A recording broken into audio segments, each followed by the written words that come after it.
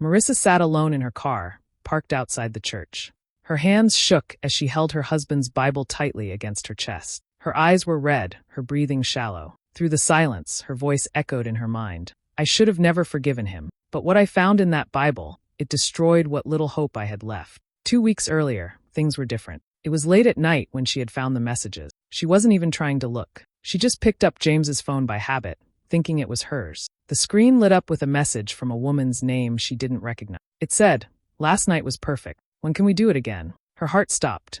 James came into the room and saw her face. He didn't try to lie, not right away. His eyes filled with tears. He dropped to his knees and said it was just texting, a stupid mistake. He said it didn't mean anything. He said he still loved her. Over and over again he begged, "Please, Marissa, don't throw us away."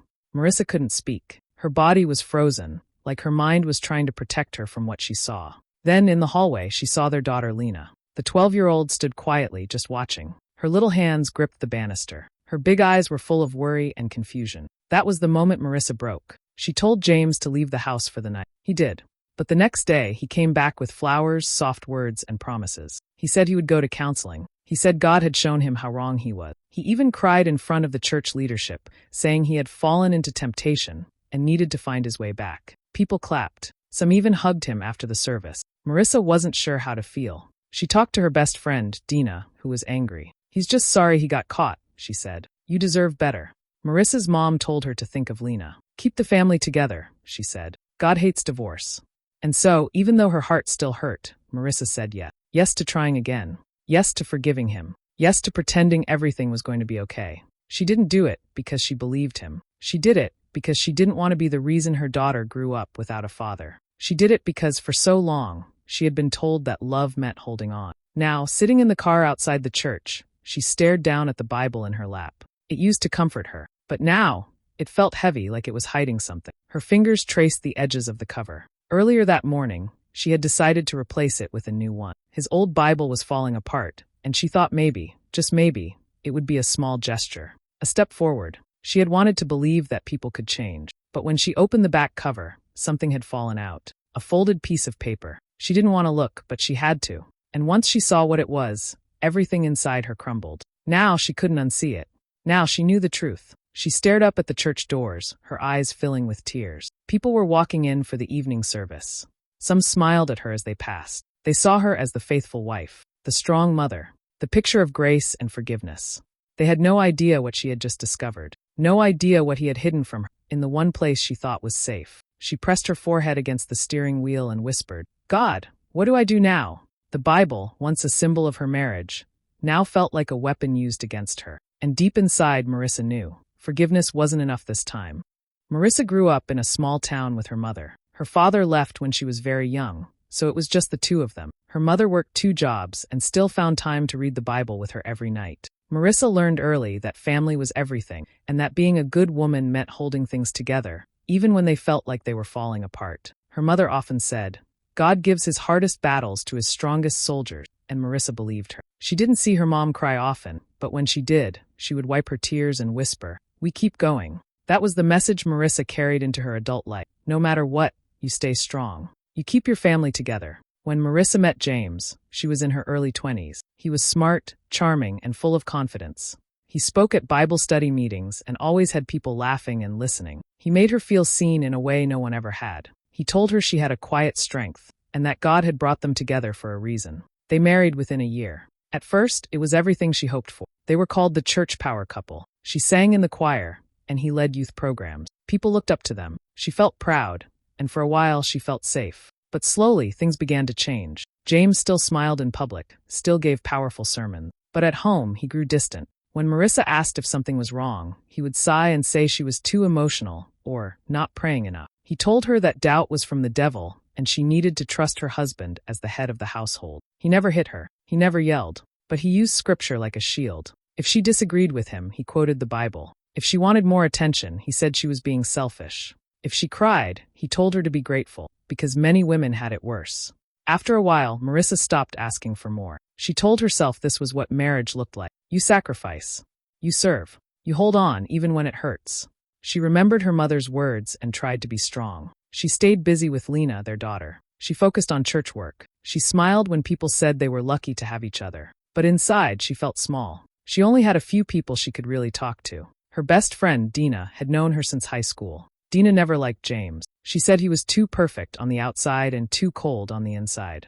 Whenever Marissa vented, Dina listened, but always reminded her that love shouldn't feel like this. Marissa also went to her pastor, Reverend Cole. He was kind but never gave clear advice. When she hinted at problems, he told her to pray and be patient. He avoided talking badly about James, even when she clearly needed help. His words were gentle but empty, so Marissa kept everything inside. She became good at pretending. Some days, she truly believed things would get better. James would kiss her on the forehead and say, "You're a good woman." She held on to those small moments like lifeline. Other days, she cried in the shower so Lena wouldn't hear. When the messages came, those texts from another woman, it broke something in her. But it didn't break everything, because somewhere deep down, she still believed she could fix it. She thought maybe this was just another test, another hard season in a long marriage. She thought about Lena and how she deserved to have both her parents. She thought about the church, their reputation, the life they had built. She also thought about herself, how much she had already given up, and how scary it would be to walk away.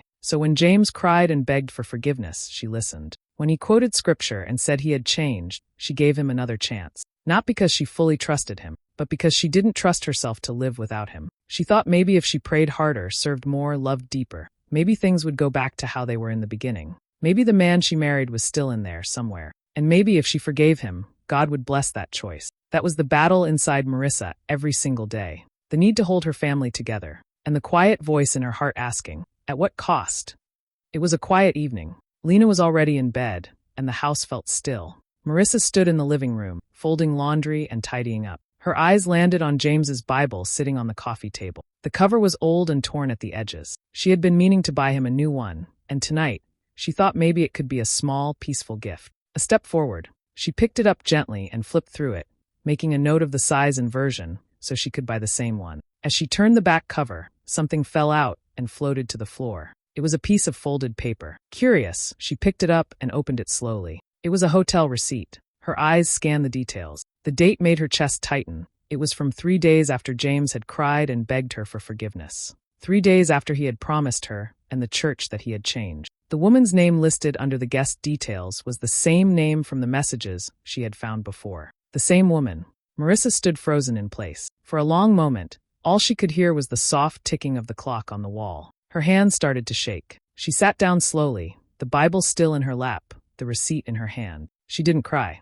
Not this time. It was like her body had run out of tears. Instead, she just felt cold. Empty. She wanted to storm into the bedroom and confront James. She wanted to scream, to throw the receipt in his face and demand the truth. But something stopped her. Instead, she folded the paper neatly and slid it back into the Bible where she had found it. She sat there in silence, thinking. This time, she wasn't going to act out of emotion. She wasn't going to yell, forgive, and move on like before. This time, she was going to pay attention. She started a journal that night. Just a plain notebook she kept hidden in the back of the pantry. She wrote down everything. What time James left the house, what time he came back, what he said, how he acted. She watched him closely, listened more, spoke less.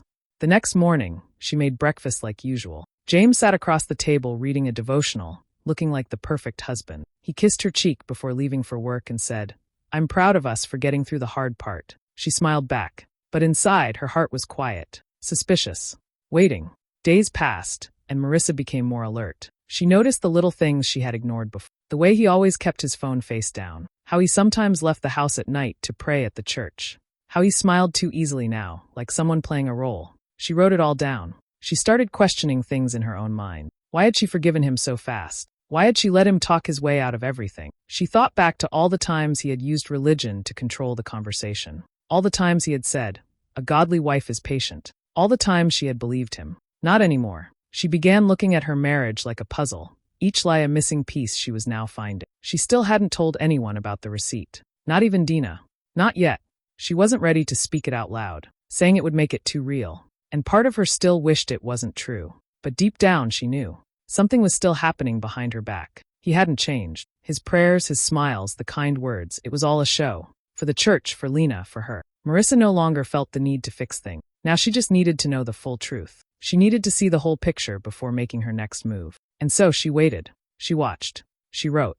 And slowly, something inside her began to shift. The woman who once believed everything her husband said without question was starting to see through him. The woman who once forgave too quickly was now learning to pause, to think, to protect herself. She still went to church, still smiled at people, still played her part. But under the surface, Marissa was changing. She wasn't sure what would come next. But for the first time in a long time, she wasn't afraid of finding out. James had changed, but not in the way Marissa had hoped. Every morning, he made a big show of praying loudly in the living room. He read his Bible for hours, left for church events that lasted all night, and kept talking about rebuilding trust. To the outside world, he looked like a man who had turned his life around. People praised him, saying how strong he was to come back from his mistakes. But at home, he was distant, cold. He didn't ask how Marissa was feeling. He didn't notice when she was quiet or tired. He just went through the motions. Marissa smiled when she needed to. She kept up the routine. But inside, she felt like she was living with a stranger. She watched James like a shadow, always in the background. Not angry, just waiting like someone watching a storm build. Then she started noticing Lena. Her daughter had always been full of energy, laughing and singing around the house. But now she was quiet. She stayed in her room more, kept her headphones on, and avoided both her parents. One night, Marissa went to check on her. Lena was lying in bed, facing the wall. Marissa sat beside her and gently asked, "Are you okay, baby?" Lena turned slowly, her voice soft. "Mom, are you sad because of Daddy?" The words hit like a knife. Marissa didn't know what to say. She wanted to lie and protect her. But instead, she whispered, "A little yet." Lena didn't ask anything more. She just turned back around and stayed quiet. That night, Marissa couldn't sleep. She realized she wasn't just protecting herself anymore. She was also trying to protect a child who was watching everything. The next week, Marissa looked up a therapist online. She didn't tell anyone, not James, not even Dina at first. She said she was going to the grocery store, but instead she sat in a small office across from a woman with kind eyes who asked, "So, what's been heavy on your heart?" And Marissa talked. For the first time, she really talked. About James. About their marriage. About the lies, the guilt, the pressure to be perfect. She didn't cry at first. She just spoke like she had been holding her breath for years and could finally exhale. She kept going back every week. She also started opening up more to Dina. They would meet for coffee or go for long walks. Dina always listened, never judged. She didn't say, "I told you so." She just stayed by her side. One day, while cleaning the bedroom, Marissa found the Bible again, the same one where the hotel receipt had fallen out. Something told her to look one more time. She turned it over, shook it gently, and saw a small folded paper stuck inside one of the pages. Her hands felt numb as she opened it. It was a paternity test. James's name was there, listed as the father. The child's name was unfamiliar. The test was recent, only a few months ago. Marissa stared at the paper for a long time. A child. Another life she didn't know about. She sat on the edge of the bed and felt everything fall apart again. The prayers, the fake apologies, the public image. It was all a cover. Her faith had already been cracked. Now it was shattering. All the years she had spent believing she was the problem. That she just needed to try harder, pray more, be more forgiving. Now she saw the truth. James never stopped lying. He had never truly changed. Marissa folded the paper and placed it inside her journal. She didn't cry. She just sat in silence, staring at the wall. The next day, she went into the garage to look for a box of old photos. While moving things around, she noticed a small black phone tucked inside an old toolbox. It wasn't their usual phones. She turned it on. There were no contacts, no photos. All the texts had been deleted. Except one. It read, "She doesn't know yet. She still thinks I'm saved." Marissa felt like the air had been knocked out of her. This wasn't just cheating. This wasn't just a mistake. This was a man living two lives, one for the world to see, and one he kept hidden. She didn't tell anyone what she had found. Not yet. Instead, she began preparing. Quietly, she opened a secret bank account, looked at apartment listings, gathered important documents, and kept copies hidden. Each day, she moved a little further away from the woman who used to believe love meant suffering. Now she believed in something else. Survival. She still cooked dinner, still helped Lena with homework, still walked into church with a smile. But inside, she was building something new. Strength. Not the kind people saw in her when she... The dinner table was quiet. A soft ticking from the kitchen clock was the only sound. James sat across from Marissa, cutting into his food, acting like everything was fine. Marissa watched him carefully. She had waited long enough. Tonight was the night. She reached under the table and placed the Bible in front of him. James looked up, confused. "What's this?" Marissa didn't answer right away. She opened the Bible and pulled out the folded hotel receipt. Then the paternity test. She laid them down gently in front of him. He stared at them for a second, then pushed his chair back. "What is this supposed to mean?" he said, his voice already sharp. Marissa stayed calm. I found them inside your Bible. You hid them. After everything you said, after you begged for forgiveness. James laughed lightly, trying to brush it off. You're reading too much into this. That receipt, that was just a meeting, a church event. And the paternity test? She asked quietly. He stood up, shaking his head. You're twisting everything, Marissa. You're always looking for a reason to blame me. You can't let go of the past. Marissa's voice stayed steady. You said you changed. You said God had made you a new man. But you were still lying. Even now you're lying. James slammed his hand on the table. I am a new man. You're just bitter. You never supported me. You always wanted to tear me down. Her eyes didn't move from his face. No, James. I just wanted the truth. He walked around the table, now angry, pointing a finger at her. You don't understand what it's like to be a leader. People expect things from me. I had to make choices, hard ones. And you were just convenient. That's when it happened. Lena stood in the doorway, frozen. Neither of them had seen her come in. Daddy, her voice was small. James turned to her, face still red with anger. And then he shouted, loud and cruel. I never loved your mother. She was just the image I needed to get where I am. The words hit the room like a bomb. Lena covered her mouth, her eyes filled with tears. She ran down the hall. Marissa stood up slowly. Her hands were shaking, but not from fear. From clarity. Everything inside her had gone quiet. The years of pain, confusion, guilt, they stopped in that moment. Without saying another word to James, she walked into the bedroom, opened a drawer, and pulled out a folder she had kept hidden. Inside were copies of bank statements, donation slips, and records from James's fake nonprofit. She had found them weeks ago, tucked away in his office. Church money that had never gone where it was supposed to. She dialed the police. When they arrived, she handed everything over. James shouted, threatened, tried to twist the story. But it didn't matter anymore. The evidence spoke louder than his words. He was arrested in front of their home, in front of neighbors, in front of the truth. The next day, the news spread through the church like wildfire. Some people defended him. Others were shocked. The same people who used to praise James now whispered behind his back. The man who once stood on stage, holding a Bible, now sat behind bars. Lena didn't go to school that day. She stayed close to Marissa, quiet and confused. That night, Marissa tucked her into bed. Lena looked up and asked, Is he coming back?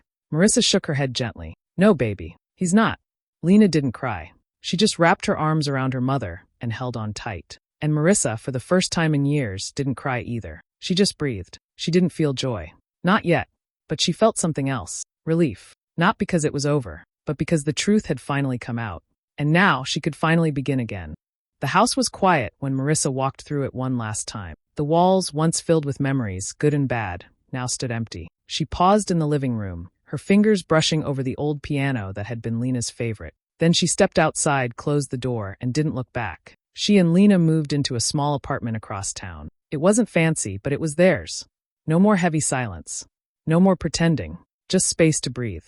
Marissa had started a new job as a social worker's assistant. It didn't pay much, but she loved it. She spent her days helping women and children, listening to stories that reminded her of her own, offering comfort in ways she had once needed herself. Lena was slowly starting to smile again. She had started therapy with Marissa. At first, she didn't talk much in the sessions, but after a few visits, she began to open up. She talked about her fears, her questions, and the confusion that came from hearing her father say those hurtful words. Marissa sat beside her, holding her hand, never letting go. Dina was still by her side, always checking in, always showing up. They laughed more now. Sometimes they cried. But most of all, they just lived, free from lies, free from secrets. One Saturday afternoon, Marissa stood in a small room at a women's shelter. The walls were painted with bright colors, and the chairs were arranged in a circle. She took a deep breath and looked at the faces in front of her, women of all ages, listening quietly. I used to believe that love meant staying no matter how much it hurt, she said. I thought faith meant being silent, being small. But I learned that real love, real faith, it doesn't ask you to disappear. It asks you to be honest, to be whole. The women nodded. Some wiped tears. Some just sat, eyes wide, holding on to every word. Marissa felt nervous at first, but then something inside her settled. This was where she was meant to be. Sharing, healing, helping others find their voice. Her faith had changed. It wasn't about rules anymore, or keeping the peace. It was about truth, about setting boundaries, about knowing that God didn't want her to suffer just to prove she was loyal. One evening, while unpacking a box in her closet, Marissa found an old notebook from her college days. Tucked between the pages was a letter she had written to herself when she was 20. It said, "One day, I want to be the woman who breaks the cycle, the woman who doesn't settle, the woman who shows her daughter what strength really looks like." Marissa read the words twice. Her hands trembled a little. Then she smiled and whispered, "You did." She looked out the window where Lena was reading on the couch, feet curled under her, a peaceful look on her face. Life wasn't perfect. There were still hard days, still questions that didn't have answers. But there was peace. And for the first time in a very long time, Marissa felt proud of herself. Not because she stayed, but because she had the courage to leave. It was a quiet Sunday morning. The sun poured gently through the tall windows of a small church Marissa had never been to before. The building wasn't grand. No fancy lights, no large stage, just rows of wooden pews and the soft hum of voices preparing for worship. Marissa walked in with Lena beside her. She held her daughter's hand as they found a seat in the back row. They sat down quietly, unnoticed by most, and that was just how she wanted it. No eyes watching, no expectations, just a new place, a fresh start. She held her Bible close, not the old one, but a new copy she had bought for herself. It still smelled like fresh pages, clean, untouched, free from hidden papers and secrets. She looked around at the people singing gently. No one knew her story here. No one expected her to be anything but herself. As the music played, Marissa closed her eyes, and her voice filled the air, not loud, not perfect, but steady. For the first time, she sang not because she was trying to prove her faith, but because she truly felt it again. Her voiceover spoke softly, like a quiet thought carried by wind. I used to believe love meant sacrifice, that it meant giving until I had nothing left. But now I know love is honesty. Love is peace. And faith, real faith, doesn't silence you. It sets you free. She opened her eyes and glanced down at Lena, who had been watching her. The girl gave her a small smile, full of warmth. "You look happy, Mom," Lena said, her voice sweet and sure. "Hey besties, thanks so much for watching till the end. If Marissa's story moved you, a journey from betrayal to freedom, don't forget to like, share, comment, and subscribe for more powerful stories. See you in the next one." Her friends invited everyone except her to their girls' trip, so she booked one seat beside them. You won't believe what happened next. Bye for now. Marissa felt her throat tighten, not from pain, but from something deeper, relief. She squeezed Lena's hand gently and nodded. "I am." The service continued, but time seemed to slow for just a moment. The camera stayed on Marissa's face, catching her quiet smile. It wasn't big or showy. It didn't try to hide the past or pretend everything was perfect. It was a smile of a woman who had been through the fire and stepped out whole. She didn't have